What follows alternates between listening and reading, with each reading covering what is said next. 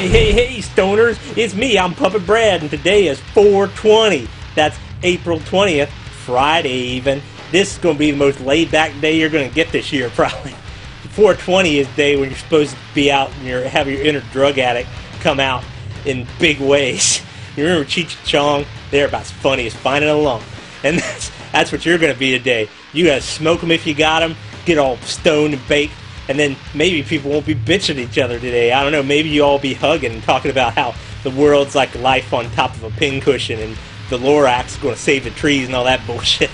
So I want you guys to roll a big fatty, or smoke a bowl, or eat a hash brownie, or put some pot up your butt like a suppository, have it seep in chemically through your blood vessels. That's the way you do it.